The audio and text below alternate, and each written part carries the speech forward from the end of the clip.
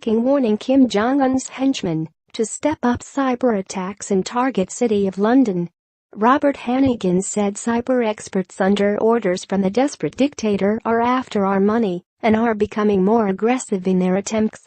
Kim's oppressive regime is plowing cash into its nuclear weapons and ballistic missile programs, but North Korea's already weak economy has been hit hard by sanctions.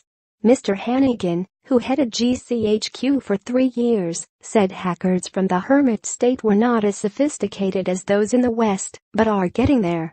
He cited the WannaCry ransomware, which caused chaos when it crippled NHS systems in May and was linked to the North Korean regime, as an example of their capabilities. Mr. Hannigan told the Sunday Times their missiles are not going to reach the UK, but their cyber attacks did reach the NHS and other parts of Europe.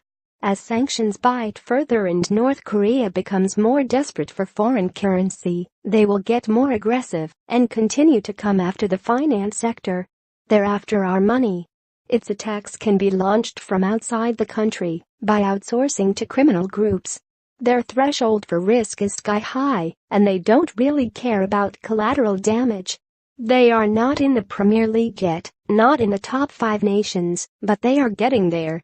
He added the secretive state cyber attacks are harder to counter because the country is not networked to nearly the same extent as Europe or the United States. North Korea is widely believed to be behind the WannaCry cyber attack, which spread to more than 300,000 computers across 150 countries. Victims unlucky enough to have been infected by the software were faced with either paying a ransom in Bitcoin or having their files permanently encrypted. The anonymous perpetrators made off with £97,000 worth of the untraceable virtual currency. But digital fingerprints found in the ransomware suggested North Korean hackers were responsible. Pyongyang has always denied any responsibility.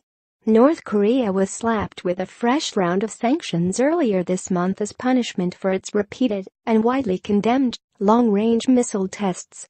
The sanctions block oil, gas and petrol imports, and previous measures have prevented the North from exporting some of its biggest earners, including coal, iron and lead. The regime hit back this week, branding the latest sanctions a brutal criminal act by the United States. But its state-run media said it was foolish dream to expect the penalties to work. A statement said, the sanctions have failed to stop North Korea from becoming a full-fledged nuclear weapons state and making rapid progress in the building of an economic power for more than half a century.